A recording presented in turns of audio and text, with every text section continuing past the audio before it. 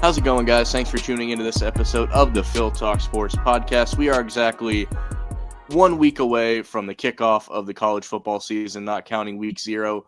Blake Blahut is with me, and we are going to preview the UCF 2025 season. We did this last year. Blake, I don't think we can be any more incorrect than we were last year, but with all the question marks, there should be still some room to get some things right. No, absolutely. No. Yeah, it's great to do this again with you. I know it's kind of crazy to think that a year ago we were talking about our second season in the Big 12, and now we're getting ready to talk about our third season in the Big 12. And yeah, no, I'm really excited for the changes that have come and what the season will bring, whether it be for better or for worse compared to 2024. Yeah, I mean, we couldn't have got it more. Not just us. I think we can cut ourselves some slack that we were talking 9-10 wins. We were talking RJ Harvey as a Heisman candidate, which I don't think that was overly terrible of a choice. I think the team was just so bad that he didn't get the coverage you would have otherwise. But, we were talking 9-10 wins. We were praising what we thought we were going to get in KJ Jefferson, and none of that happened. Almost none of it happened. We said that if for some reason it didn't work out, Gus would retire before anything. No one had him jumping jobs and taking a demotion of sort. So many things have happened since that. We did do like a check-in episode, which hopefully we can do maybe at the mid-season point again this year. But the biggest thing that's happened since then and now, and I did like a monologue episode on my own because we couldn't quite sync our schedules up, but the return of Scott Frost. And I know you've probably talked about it on Twitter a little bit, but I kind of gave a lot of my thoughts at the time. I'm a more bitter person than maybe you and other people. So I was probably one of the more negative people, and I wasn't even that negative. I was just more of a wait and see type thing. But most people were like elated immediately that Scott was back. I'll admit already, we haven't played a game yet, I'm coming around to everything. But how did the wave of emotions go for you, if you can remember? It feels like it's already been like seasons, but we haven't even played a game yet. How was that when the news broke that Scott Frost was returning to UCF for you? Honestly, that week felt like the longest week of the whole season because when we knew like, hey, a coaching search is gonna has begun, and Terry Mahajer was like, hey, you're not gonna hear from me for a while because I'm doing my search and my interviews, and so I admit that it was kind of on pins and needles because everybody was talking about, oh no, it's going to be Coldwell from Liberty, which I was really excited about for a minute because like everywhere he's gone, he's built a really good winning culture. And then everybody was talking about GJ Kinney at Texas State, and he would come back to UCF as like the up and coming young coach, and then so like that whole week was a whirlwind. But when the rumors really popped up on Wednesday, Thursday of that week, that hey, Scott Frost, and then a particular writer that is very notorious in the UCF circles had said like, hey, Scott Frost has like a real chance at this job. I kind of almost didn't believe it at first. I had mixed feelings. I still kind of have mixed feelings, but for the most part, I'm actually very excited because I'm just happy to see what he brings and what he brings back, because he learned a lot at his previous job at Nebraska, and in the turbulent time he had there, so to speak. And so I feel really excited about it for the most part, and I think it's really just going to be a matter of how he responds to this new age of college football, because obviously he's been out of it for a while. Yeah, we talked a lot during that whole search time, which really only went a couple weeks. It felt like months and months. I was a big KJ Kinney choice. He was a quarterback coach at UCF, like GJ Kinney, excuse me, also played for the Eagles, so I remembered him from that time after playing at Tulsa. But I was big on him, and you had a few more sources than I did, and there was like a window of time that you're like, we might be getting the guy that you wanted, and I don't know if his situation was just like a little too good to leave at the time, but there was a moment that it looked like that was going to be the case. There was a moment it was the Liberty coach. There was a moment it was UNLV's coach. There was a moment it was Penn State's offensive coordinator. And then the Scott Frost, you brought it up, the Scott Frost thing, like, hey, they're actually talking to Scott. And like, I immediately dismissed, like you said, believe it. Like, I didn't even think they would talk to him. I understood that, Mahajer wasn't here. So if Danny White's still here, that's not happening, right? That's a given because he's bitter. He's a petty person like I am, I'm pretty sure. So that would not even be an opportunity. But when you said that, I'm like, they wouldn't even interview the guy. I'd be shocked to learn that. And a day or two goes by, those other names either fully commit to the school they were already at, or they take another job. And Scott was what seemed like the last one left from the names that we've heard, at least. And then that faithful day, I don't usually listen to like press conferences and stuff, but when he showed up, I'm like, I got to hear this whole thing. And like, it's still hard to believe. Like, I'll wake up random days when I'm getting ready for the season or talking football with people. I'm like, oh yeah, Scott Frost is our head coach. Like, it's still a little hard to believe all these months later. Yeah, and so again, like when it came up, like I think it was like midweek, when about 3-4 days before, like it was announced, like, hey, Scott Frost is going to be the guy. Um, I and when I saw like, hey, he's been interviewed, and the rumor is that Terry Mohajir flew out to Dallas and met up with Scott Frost, basically halfway in between LA and Orlando. I was like, no way, because like if he was interviewing, that means that every person that was, the 3-4 names that were thrown around very seriously the previous few days were just like they were out. Like if all of a sudden Frost's name was thrown into the hat, that just means that those other candidates, again, like you said, they had just committed to their schools. They got extensions. Maybe they leveraged the UCF job for extensions, which I wouldn't put past some coaches in this day and age. But yeah, I think that for the most part, it's really good for our program, because I'm not saying that there were some other coaches that they could have gotten that would have gotten the fan base excited and re-engaged, considering how disappointing last season went. But I think Frost kind of added like an element of extra excitement, so to speak. I know donations went through the roof, and I believe that we have our highest level of shareholder society members. So that number spiked up a little bit as well. Which, as you know, are a level of donors to the UCF athletics. And so I think that it just adds a certain level of excitement that no other hire probably would have been able to accomplish. Definitely. And we mentioned the other guy you had, the Liberty coach was kind of your favorite of the selection. Kenny was it for me. Those guys would have been good for different reasons. Like the Liberty coach, like his body of work at Liberty speaks for itself. He was more like the personality people didn't know would gel here. And then with Kenny, it was like, he had the familiarity, he had this, but like he had only done it at a smaller school, so you didn't know if it was going to be to jump from a CUSA to a Big 12. Is that too big of a like? There was buts for everybody, but with Scott, the only thing I wanted to point out to people, because every coach, every school, it doesn't matter where it is, whoever they hire, they always make it seem like that was their first and only choice, right? I think we can admit that somebody said no along the way. Scott was not the first choice. He might be the best choice. We might 3 years from now be like, this is the best thing that could have happened. But I think it's important to note that that was not the first choice. And when you look at it that way, it makes a little more sense. And I don't think, because Mohajir wasn't here in those days, for good and for bad, he's not going to get as caught up in the nostalgia. He would take the interview for what it's worth. And I don't doubt that Scott wowed him in the interview, because there is, even now, after kind of a humbling experience at Nebraska, there's something about Scott Frost when he speaks, you believe him. He doesn't really use the coach speak nearly as much as most people that I've noticed. And he commands the presence in the room that a lot of coaches just don't. You feel like they're trying to sell you on something. And he's just a little different. So it doesn't shock me that he nailed the interview, but it's a matter of, I'm still a little surprised that there wasn't more negative about it. I think people, like I said, I had the most negative opinion of anyone in my circle, and it wasn't even that negative. Everybody was sold on it pretty quick.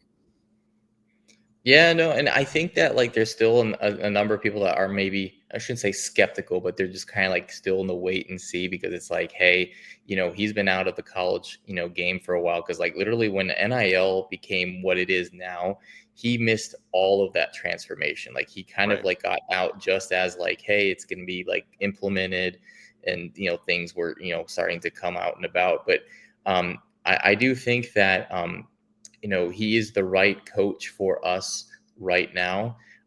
Will he be a great long-term coach? We'll find out.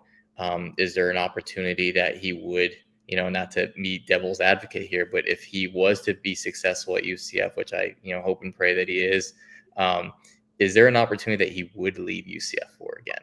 I don't know. And again, I always like think about that because my head always just goes to like the what if. Oh, what if he's great after 3 or 4 years and someone else calls him? Maybe, an NFL job necessarily. I mean, not saying that that would happen, but Right. because he did seem like he really was a fan of the idea of playing, being a coach in the NFL, at least is what it sounded like. So I'm not sure if he still has those aspirations or not. But yeah, I liked Caldwell, the coach at Liberty, just because I love what he did at Coastal Carolina. Because Right. really, no one talked about Coastal Carolina. I didn't even know they existed, to be honest with you. But then when I started looking at like just the winning year after year after year after year, and the New Year's Six bowl game bids that they almost could have gotten while he was there, it just tells me that he's a true program builder. And then what he sustained at Liberty just tells me that, like, again, he just, whatever it is, whether he's a great recruiter, just a great players coach, or all the above, I think that he could have been great for UCF. But again, maybe he just wasn't really interested in the UCF job, or maybe uh, Terry Mahajer just couldn't seal the deal. Who knows? But again, I think that Scott Frost is the right guy for the time right now. I do. Based on looking back, I still have my, with Kenny, there's still something about that guy that I can't quite shake that I don't think wouldn't have been a great fit. But Scott, if you piece together, because he'll tell like a little bit of a story, and each time he really sits down with someone in an interview or a press conference, and because he was with the Rams after Nebraska, he took like 2 years off.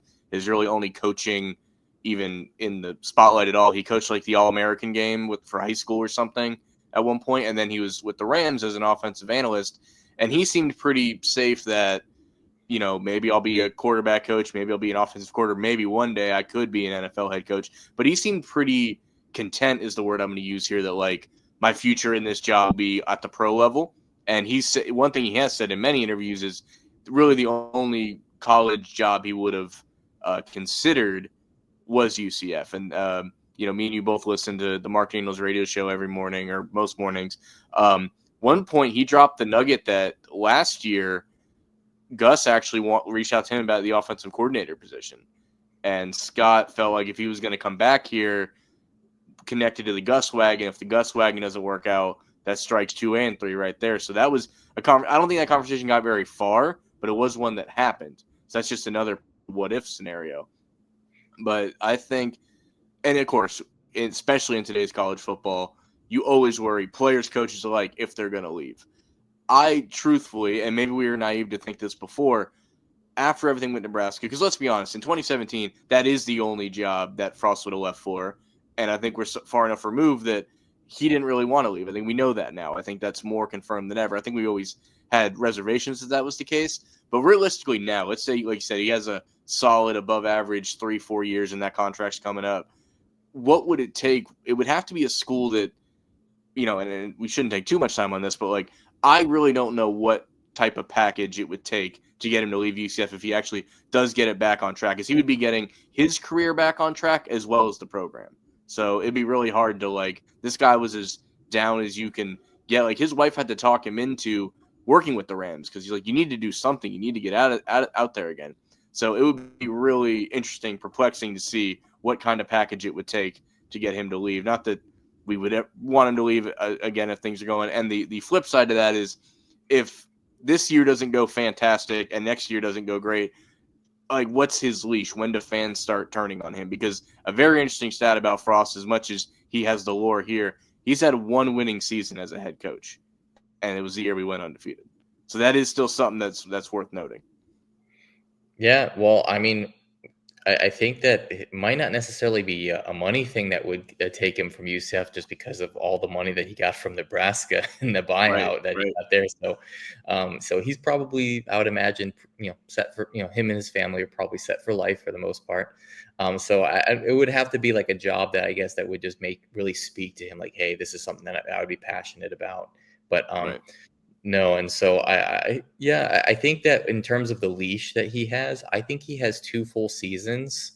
And if they are just really bad, 2025, 2026, and then 2027, which is, say it's 4 or 5 games in and it's going pretty sour, then we actually have the means at that point, because of, thankfully, at that point, we'll have 2 full years as a full revenue share of the Big 12, by the way, Right. to likely make a termination it was if it was warranted. Now, I don't think that's going to happen, but again, nobody can know how well he's going to do 24, 26, 30 games into this contract. And we'll see. So if it was me setting the parameters, I say you got 2 full years to make and win a bowl game. I think that is a realistic expectation. That may be harder than it is right now as we sit here, because if the playoff expands, there may be less bowl games to go to. So that could be something that you got to look at in the future. But that's realistically where that puts me. But that's the Scott Frost talk that we didn't get to have when it got hired. I'm glad we got to catch up on that. He's now walking into, over this whole transfer portal, both windows, because there's still two of them for some god reason. There needs to only be one transfer window. That's a topic for another day. But we are walking into a team with over 60 new players. So this past weekend, I went to the UCF Fan Fest. Actually got to meet Scott for the second time. I met him at the Fan Fest when he first was our head coach, and then this time, and I had him sign the helmet I have back here, the gold one. So it was really cool to meet him. Actually, there's a really cool moment. Right as me and my buddy were getting to the front of the line, his family happened to come down. So like all of his kids just like scamper over to him and like hug him and tackle him and stuff. It was actually a pretty sweet moment to see. But you were at FanFest too for a little bit. We didn't get to link up, but you were there. This team is so new that aside from the 20-minute line I waited to meet and get an autograph from Scott Frost, no one knew where to, like, in other years, RJ Harvey has the big line, right? JRP has the big line. Maybe the receivers the past couple of years would have a big line.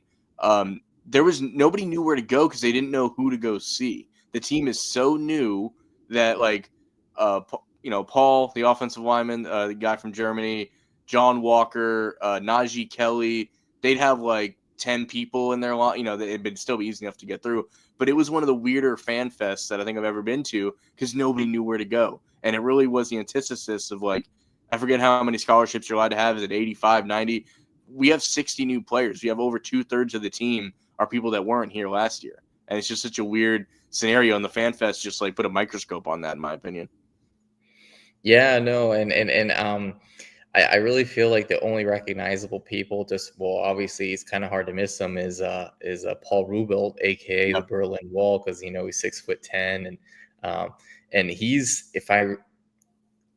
and you can correct me if I'm wrong, I'm pretty sure he is going to be the only returning starting guy on the offensive line. I think the rest of our offensive line is comprised of transfers. Yeah. So just to kind of put something into perspective, and it kind of almost like just, ratio wise kind of tells you what the rest of our team is. It's like literally, 80% of our offensive line is new. So it's just but with FanFest though, I mean, it's good to see that there was a lot of people that were engaged and going, and heck, I couldn't even see Scott Frost because the line was so long, and 45 minutes towards the end, there wasn't enough time for them to allow me to enter the queue because it was already so long. So Right. I think that it speaks for the excitement that fans have, even despite the team having, mostly new faces that no one really knows. And I admit that earlier today, when I was doing a little bit of due diligence on the roster, there was a lot of names, and it kind of made me think of I'm not sure if you've seen the movie Major League, but Oh, when yeah. they're looking at, I figured that, but I didn't want to assume. That's like one of my When, favorite movies. So you assumed right. yeah, it's up there. It's like a top 10 for me. Oh, yeah. Yeah. And but like when they're looking at the roster after spring training, they're like, who are these guys? Yeah. Well, I was kind of like thinking like that for a moment earlier today, because it's like, man, who is this? Who is that? But then, of course, I've kind of familiarized myself with a few of them, with the press conferences. But I also saw on social media that it looks like the players that were here are here now, were very engaged and seemed like they were excited, and they embraced FanFest. And if anything, hopefully it allows the players to feel connected to the fan base more than anything, and for them to kind of put a face to the people that they're outside, for, of course, their families and themselves, who they're playing for, Right.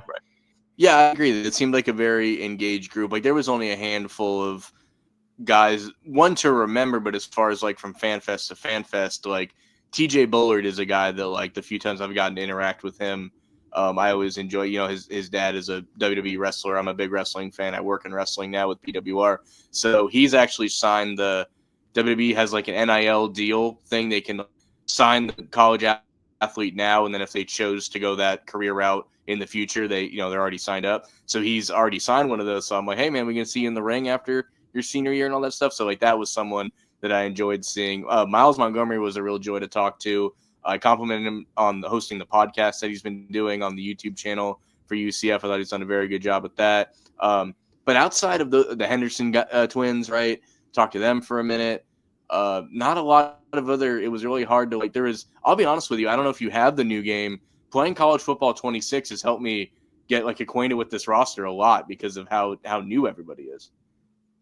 Yeah, well, I admit I don't have as much time to play it as I would like to, but I definitely have played Right. it more than a handful of times, and yeah, the roster, and of course, I almost when I was playing with UCF the first time, of course, I'm sure we'll talk about this in a minute or two. Mm-hmm. I thought I was like, is it foreshadowing who the starting quarterback is going to be?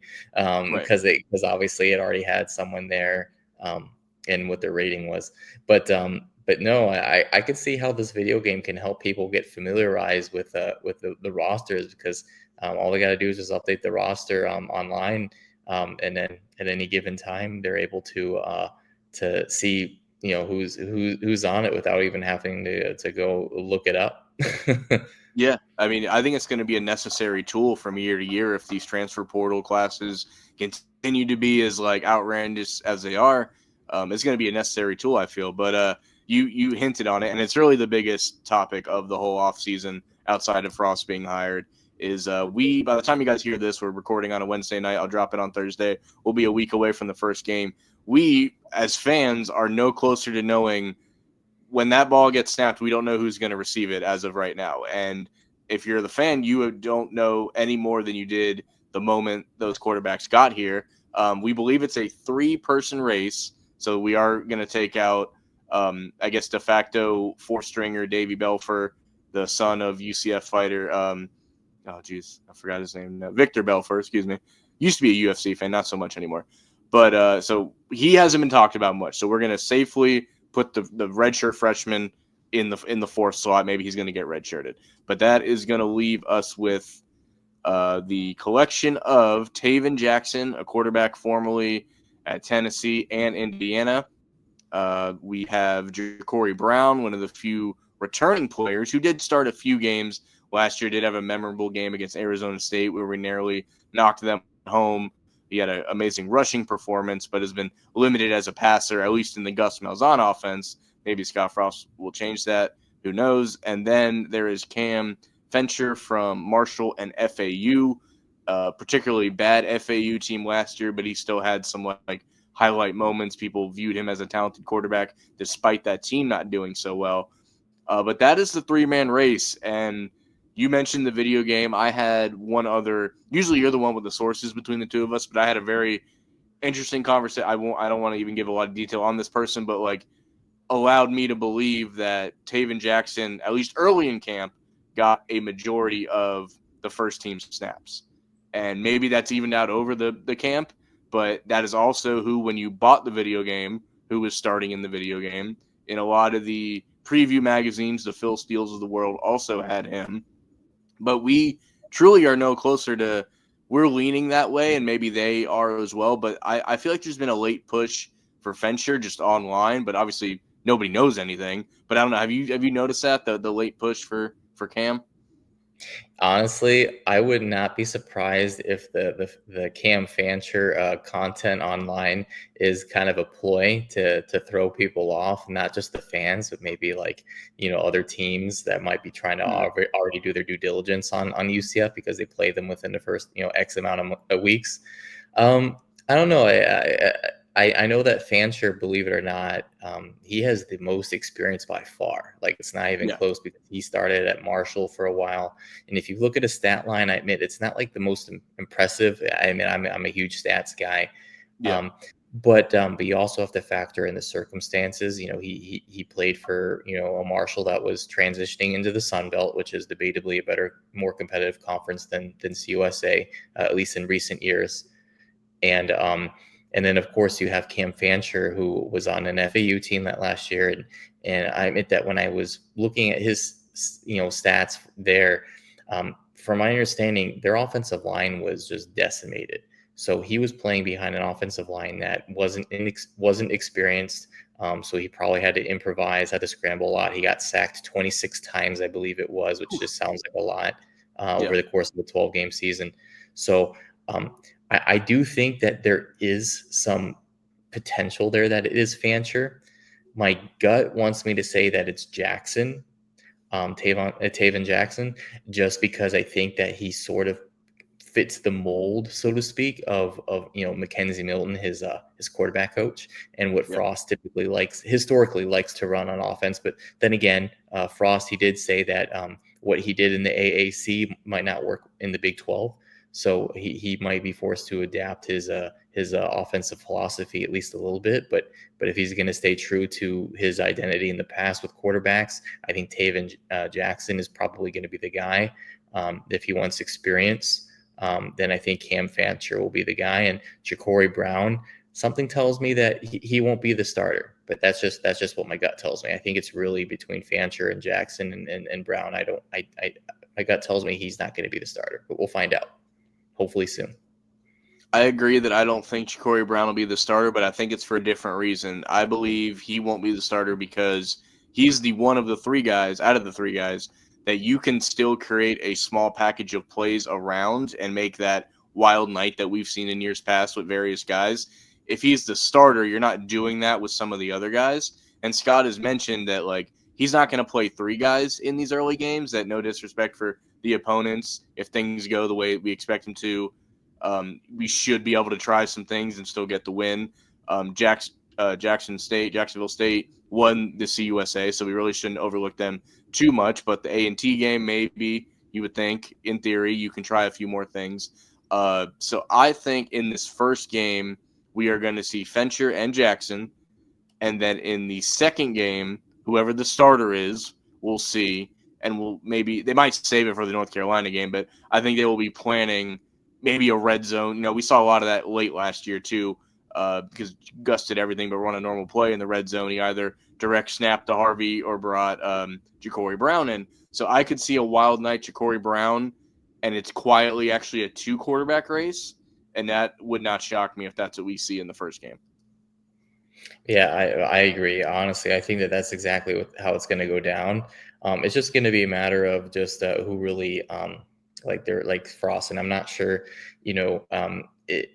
if this is just kind of what Mark Daniels kind of was hinting a while back of, apparently after that first scrimmage that they did, he had something along the lines of like, while they still don't have their guy, it's become more clear.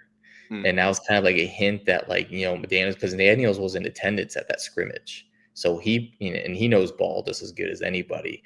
So he probably saw like, okay, we obviously can't say officially, but there's probably a good idea of who it's going to be. And I think they probably have known it since that first scrimmage. Maybe they just didn't make it official. Maybe they wanted to give the other guys an opportunity, not just base it off of one scrimmage or 1 week of practice. But I can see how there's probably going to be at least 2 quarterbacks playing those first 2 games. Obviously, we don't want to overlook Jacksonville State because, again, they won Conference USA. And if I'm not mistaken, I believe it was their first year at the FBS level or second year. So that's pretty impressive for them to come and take that step up from FCS and win a conference championship right away, no matter what the conference is. I think that's impressive. So that game might be a little bit closer than we want, at least for a portion of it. And I hope whoever is going to play quarterback that game, or at least 3/4 of that game, comes ready to go and doesn't turn over the football. Because I'll tell you what, if we turn over the ball a couple times, that game could look a lot different on the box score at the end of it. Yeah, I mean, that is the team that went into Tallahassee and beat Florida State a couple years ago. Granted, Florida State wasn't having a great year, but we're not coming off a great year either. So I think it's a pretty comparable thing. So by no means should we look past them, between the Florida State thing and, I would compare it almost to the Sam Houston game last year where the final score was, what you'd expect. But, if you were there or watched it, they were in it for about a half, pulled away with some big explosive plays late in the game, and the score was what the score was. So I would compare it to that, which they had a great year last year too. Their first year in the FBS, and I think they had a 9-win season. I believe they won their bowl game. They had a great year. Sam Houston State did. So I would compare it to that. And to the people, I think, too, that are saying, like, it's an issue that we don't know the starter. As we sit here and record on a Wednesday night, a week before the game, I think they know who it is at this point, but it doesn't benefit them to say anything to anybody. So I don't think, like, the first Gus year, I'm sorry, the second Gus year when he brought in JRP and it was, like, Keen and JRP and they did the whole QB1 graphic with the cool video. Like, I don't think we're getting that this year. I think we're going to find out when that guy runs on the field. And guess what? The next drive, it'll be the other guy. So just because he started doesn't mean we know that's the guy.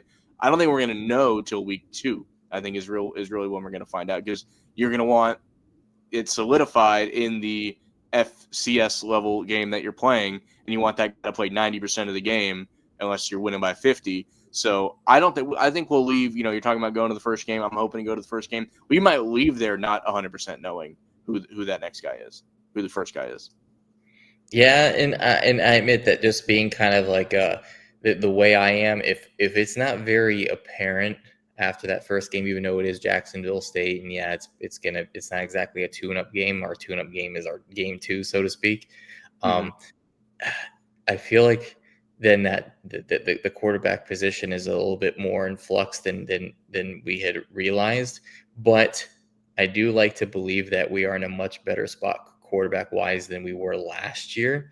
Obviously, last year we're like, hey, it's a slam dunk. It's KJ Jefferson. He's going to have a Cam Newton like year, or borderline Cam Newton like year.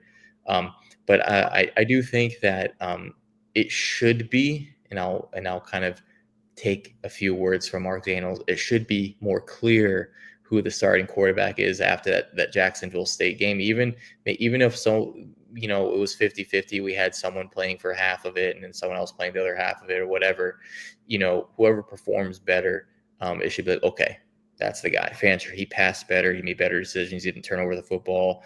Yeah. Jackson did this and that. Or something. Yeah. Yeah, exactly. Like, because I remember Brandon Wimbish and Dylan Gabriel back in 2019, I believe it was. Mm-hmm. They both played the first game. And Wimbish started too. People forget. Yeah, Wimbish started, and everybody's like, "Yeah, he's the guy. He started. He played at Notre Dame, and Dylan Gabriel's just going to learn behind him, and it's going to be good, right?" Well, it was about that lasted 1 quarter. Yeah, exactly. Yeah. I was about getting ready to say a 50-50 game, but I guess it was only about a quarter that Wimbish, he didn't throw very many passes. But then Dylan Gabriel played the rest of the game, and it was like, okay, it's very clear that this is the guy. We weren't necessarily expecting it to go down this way, but this is how it went down, and we're glad it did. So I think that could be another with Justin Holman to Mackenzie Milton. Like, Justin Holman played that whole game against South Carolina State where they won 38-0 or whatever it was, 38-7. We had no reason to think if he didn't get hurt at Michigan, maybe Mackenzie Milton doesn't play when he played, but like they were prepared to go with but in that case, that was a senior versus a freshman in an era where like those classifications still meant something. So that could have something to do with it. We could probably go another 30 minutes on quarterbacks alone. Do you have any other last minute things on them before we move to our next topic? No, just I'm just really excited to see who it is. But I do agree that it's probably going to go down along the lines of how you described it a few minutes ago.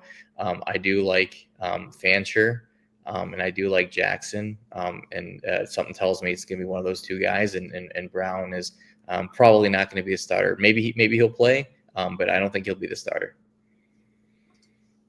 Yeah, I agree. I think it'll come down to that. And I think once everything is figured out, we will get the Ja'Cory Brown Wild Night. I think that's an element of it that's going to make a lot of sense. I think if, like, these same guys were here, right, but Gus was still here, I think the fact that Ja'Cory Brown is like, oh, he's the returning guy. He's returning, but he's returning to a whole new system. So I don't know how much that even helps him out in this scenario is important. We talked when we did our mid-season check-in or whatever, like, we were talking – Ja'Cory Brown now, Dylan Risk later, and it's interesting that, like, risk transfer, a couple other quarterbacks transferred. None of them, no matter where they went, were able to secure the starting jobs wherever they went. So that, take that for what it is. But to talk running backs here for a second, you talk about the quarterback picture becoming more clear over time. This is a little bit clearer. This is a two-man race. And, of course, with running backs, it really doesn't matter because if you're going to play both of them, it's just a matter of playing them effectively. We were under the impression, it's going to be the Miles Montgomery show. He showed great things last year when healthy. Penny Boone was going to be that number 2. He battled injuries all year. So Miles became the de facto 2, had a lot of good stuff. And now as a redshirt senior, like he's hoping to make, his stuff known already. But then the wild card thrown in there, and a lot of the preview magazines, I remember when I bought my first one, I sent you the photo of it. They have the running back from Western Michigan, also redshirt senior, Jaden Nixon. They list him as a starter in a lot of these things.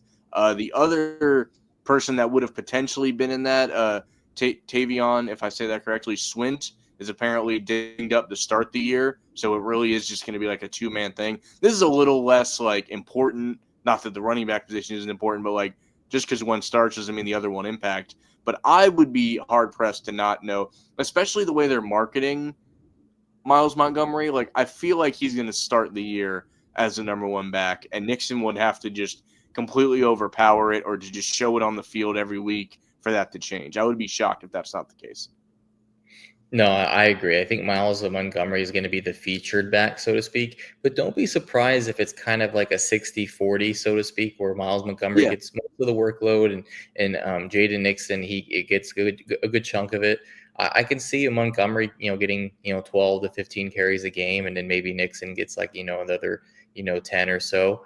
And then, you mix in, in another running back who gets a few, touches here and there. When it comes to Swint, from my understanding, according to Frost in his press conference he did, I believe it was yesterday or Monday, unfortunately he tore his meniscus, so it sounds like it might be out for a good while. But it seems like for the most part, we should be pretty well set with Montgomery and Nixon. But if I had to guess, it's absolutely going to be Montgomery who's going to be the featured back. But don't be surprised if they both get double-digit touches each game. Yeah, I think it's comparable to like the Latavius Murray, Storm Johnson year, and then the Johnson Stanback year.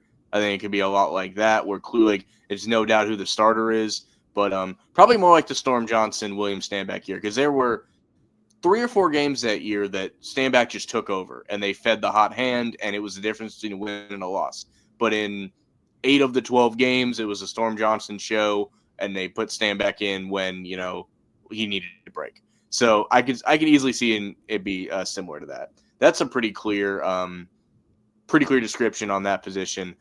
The one that's going to be maybe even harder to discuss than the quarterbacks, is the wide receiver room, because I saw a stat today that blew my mind. I'm not sure. We knew it was bad. I didn't know it was not that the players are bad. I mean the situation when you say it out loud. No one on this roster has previously caught a pass in a Knights uniform. So that's what we're working with here. Yeah, I think I saw something about that. Posted on X, formerly known as Twitter. But I know that it's always Twitter. Yeah. But the nice thing though is that everybody, well, not everybody, but we do have at least some experienced wide receivers. Even though I know Scott Frost has kind of said, "Hey, it's unproven talent," but we have talent, but it's unproven talent.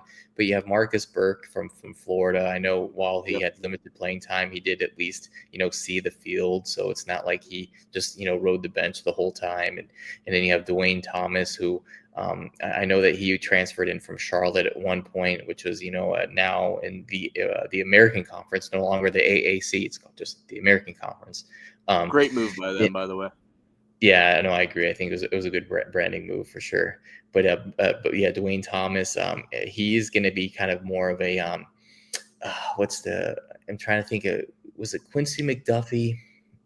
Return guy. Yeah, so he's going to do returns, from my understanding, according from a press conference. It was answering questions, and they had him doing returns, but he also it kind of moves all over the field at wide receiver. Not the biggest guy, so to speak, but he's very quick.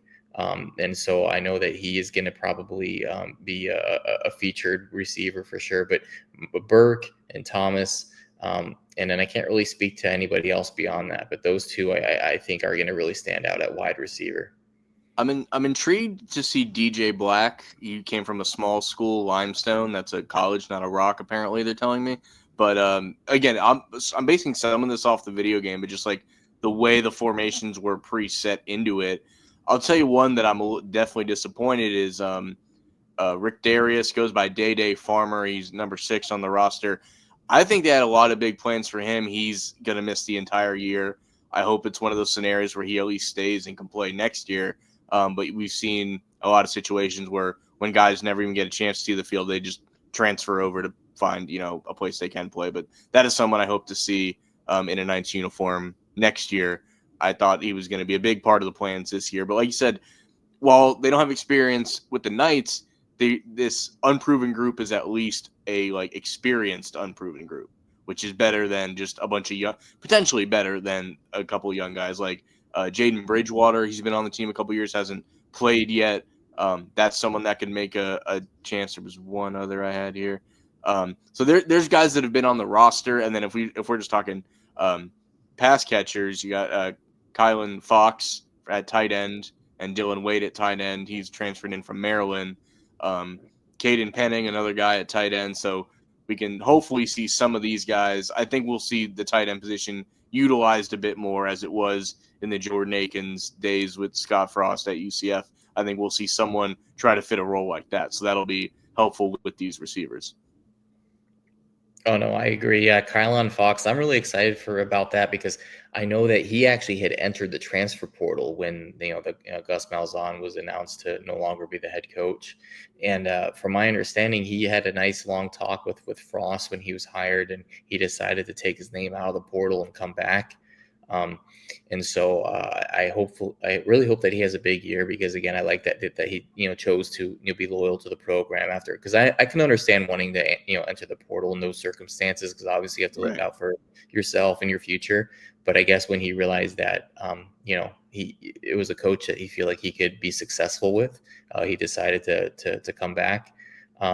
So I think him, Thomas, Black, who I don't know a whole lot about, but I guess if he went to a place called Limestone, that's something special. And then of course we have Thomas, and then Marcus Burke. I feel like we're gonna probably be better off at wide receiver than some people realize, just because it's just a group of guys that haven't really played together in the past. Doesn't mean they're necessarily going to be able to find a way to be a cohesive unit. Right. It's just the question marks of not knowing these guys. You can look up, their previous school highlights, and highlights are just that. You're going to see the good in it. But there's ultimately a reason why they didn't play enough at their former school to still be there and to be a productive member. And for some of these guys, it's going to work out perfectly. We've seen it. Our past two star receivers that are now both in the NFL transferred here from other places and were able to get drafted off their production here. So I totally see that as the case. While we're talking other players, I meant to mention this when we were still talking about Fan Fest, and I did want to mention this before we get out of here because we're probably going over the time we planned for this. But when we went to the yard sale, we were in line next to a player. He's a redshirt freshman, so we didn't know him yet. He was there with his family. They were going to get some merch or whatever. Offensive lineman. He will hopefully play this year. He was redshirt last year. Number 67, Noah Senka. We talked with him in line the whole time. And I go to FanFest and I get in the line and he goes, didn't I talk to you at the yard sale? So he recognized me right away, made me feel pretty good. So this podcast will be a Noah Senka fan club, and we hope to see number 67 out on the field this year. Oh yeah, no, absolutely. Yeah, no, I remember him. Really nice guy. I really hope that he has a chance to see the field. And I think he has a great opportunity to actually do that. And I know that he also, if I recall correctly, he kind of chatted a little bit about just how he really likes the culture that Frost seems to be implementing, even though it was very early. He only had been there for about 3 or 4 months at that time, but they had essentially a whole spring of practice and scrimmages at that point. So I did like that he dropped the nice and encouraging nugget that again it just felt like a good culture shift in a positive way. Yeah, and he's the guy, like his story, at least that he told us, was pretty old school in the sense, like he's from Seminole, so he's a local guy that like he got other offers before UCF and kind of held out hoping to get a UCF offer because that's ultimately where he wanted to go. So that was very good. And you mentioned other than Paul Wall, like all the entire offensive line is gonna be new people. This kid's 6'2", 270, so like maybe he can get in there. So that's definitely something that I hope happens. So shout out to Noah. He was cool to us, and then cool to me again at the Fan Fest. So definitely looking forward to that. Any last minute things you want to mention before we get out of here? Yeah, no, well, I do want to give a random player that I am excited about to see, and that's Cole Kozlowski. So I think that while defense isn't necessarily getting talked about enough, I do think that they're actually going to be our strongest point, specifically our defensive line. Yep. Obviously John Walker being kind of the focal point of that, and very well could be an NFL prospect after the season, by the way. But that could be a topic for another night. But yeah, Cole Kozlowski, I really looking forward to him because he did some big things at the FCS level. I think that he's going to step up and do really well, and he just looks like someone who has professional potential. So I know no one's really talking about the defense a whole lot, but I think that some people might be pleasantly surprised to see that our defense is probably going to be prepared to withstand a tough schedule in the Big 12 this year. Yeah, I think the defensive line specifically is going to be one of the high points, and like with a guy like John Walker, you mentioned a minute ago, like hopefully fully healthy. I feel like even though he's had his injuries, I feel like he's been on the team forever. He's a redshirt sophomore, so really it hasn't even been that long. But he just seems like the guy that we've been anxious to see play to his full potential, and hopefully we can see that this year. That was another guy that could have went in the portal. I think he's one of the few that didn't even bother to go in the portal, and then we had like Christian Peterson, the defensive back, went in the portal, decided to come back like some of the other guys we mentioned. So, like, in this type of world, I guess you can't really fault them for seeing what's out there. But if the offers are comparable to where they already are, they're like, no, I'm going to, if it's all the same out there, then I'm going to stay where I am because I overall like where it is. So, like, in the world of transfers, that's kind of all you can hope for these days. No, absolutely, yeah, and I think John Walker, just him being a local, he went to Osceola. I think that played a lot of it. I think he really wanted to be that true hometown hero, and he knows not to speak for him, but he probably knows that he can be great almost anywhere he goes. So why not be great in front of his family and his community, and who knows, maybe he'll go down depending on how he does this year or following year. Maybe he can go down as a UCF great. Who knows? Technically, since this is his third year, if he does phenomenal, don't be surprised. He has a phenomenal season. He's healthy. Don't be surprised if he becomes an NFL prospect for the 2026 draft. Not Yeah, I saying mean, that'll happen, but I would we've not seen rule that a it out. few times where guys they really only have the one big year, but it's the big enough year that they strike while the iron's hot. Let's end on a fun one here. I don't know that if you do, feel free to share if you have plans to travel to any away games this year, but even just in general, what would be your away game destination of choice this year? Well, I admit that I usually have the tradition of going to at least one a year. This year, it's not looking like it. But if I was to go to one, I would have loved to gone to Baylor, just because I Okay. hear that their game day atmosphere is awesome. Kind of like how when I went to TCU last year, it was a very easy flight in and out of Dallas, Fort Worth there. Um, and I just hear that it has just a fantastic stadium and just a great atmosphere there. And so Baylor would have been one I wanted to go to. Now, if you want to go to one that's easy to get to, because there's literally only one on our whole schedule that's actually easy to get to, and that's Cincinnati, which I've Okay. been to that stadium as well. I went back in How is 2020. that? How Honestly, is I it love there? that. I loved it. I mean, of course, I know they're our rival, but I'm going to be Sure. bluntly honest. They have a great game day atmosphere. It has a mixture of a Big Ten slash kind of like modern, because you have like the old building in one of the end zones, and then you have like the limestone or like the bricks in one part, but then you have this super modern looking press box. And so it kind of has like a very like a Big Ten meets modern kind of vibe to it. And so I will give Cincinnati respect. They do have a great game day atmosphere. I would go back again. I would have Nice. considered going again this year just because it's easy to get in and out of, and not exactly easy to get in and out of Lubbock, Texas, or Waco. Right. All the years I've worked with the Daytona Tortugas, they're affiliated with Cincinnati Reds. So Cincinnati in general, I don't hate as much as maybe I'm supposed to as a UCF fan. Mhm. Obviously, game week, it's game on, but like in general, don't have like the hatred that some of their fans could take a couple seats. But other than that, I'm pretty okay with it. If I'm just going on, and you're looking at this logistically because you're the one actually going to these games sometimes, so I don't know which ones are hard to get to, easy to get to. But if the BYU football experience is anything like their baseball experience, like that view in the out, over the outfield of the mountains and stuff, it's got to be nearby. It's got to be all on one campus. So like, if I'm just looking for a great view, I think BYU would be the answer for this year. As far as like Big 12 opponents, like West Virginia just seems one of those, like, maybe they're not blue bloods, but like they're the type of school that is what you love about college football, I think, with their fan base. And they don't set couches on fire anymore, unfortunately, but like the passion is still there. So that's another place that, would be cool to go to at some point. We play them at home this year, but just something to throw out there. Yeah, no, I mean, I've heard great things about West Virginia, BYU. Of course, you see the pictures on X about just like, wow, look at the mountains and everything. And same thing with Colorado, kind of similar vibe with Yeah, yeah. BYU. Um, but I do have Colorado on my list because getting in and out of Boulder, because as you know me, I'm pretty logistics heavy when it comes to away games. If it's hard to get Mhm. to, I'll think about it a little bit longer. But getting Right. to Boulder, Colorado, I have a feeling that in 2026 when we go there, I might actually make that trip. What's been your like least logistic travel that you're like, I'm not doing that again because that was a nightmare? No pun intended. you know, um,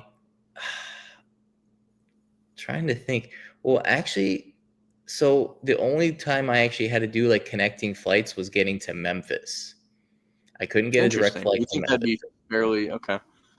Yeah, yeah. I mean, Okay. well, because for me, it's like, hey, it has to be a direct flight, and so I've gotten direct flights to Cincinnati, to Dallas, Fort Worth, to out to the Fiesta Bowl even. But Mhm. the Memphis is the only one where I had to do a connecting flight. So I guess that one would have to be the only one, and then the rest of the away games were either USF, FAU, or FIU. And then Mhm. Tulsa, but that was in the marching band, so I can't count Okay. that one because the marching band handled the logistics to Tulsa, Oklahoma that year. So Makes sense. I'll end on this, and then I'll give you one last question, and then we'll be done.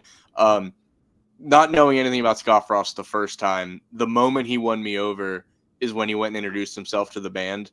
I don't know if you remember that video from back then, because I'm like, all right, this guy's all right in my book. He did it again. I don't know if you've seen it from this week, but he went and I did. like and I'm like, all right, this guy's won me over all over again. But that's just the band kid in me. Final question: is a reaching a bowl game a realistic expectation this year? I think so because the way I see it, you win at least two of those three out of conference games, and then you go 4-5 in conference, um, which I know is kind of sad. Like, hey, we go 4-5 in conference, Yeah. we're okay. Yes, I do think it's a realistic expectation. Um, I think the floor, and I'll just be bluntly honest, the floor is 4 wins and the ceiling is 7, and I'm Yeah, totally fine with that's that ceiling. That's basically what I had too. I mean, if something crazy goes our way, it's 8. But yeah, I 7 is, yeah. I pretty much said the same. I don't know if I can't really do the win loss thing because we don't know who's starting. We don't know anything. Maybe at the midweek. And one thing that it should be noted that we get our Jacksonville State game, our A&T game, then a bye week, and then North Carolina. And I think that's huge because by then we know who it is, and we're gonna have a whole. That's the big game this year, the way Colorado was last year. Scott Frost versus Bill Belichick, a situation that we never thought we'd be in.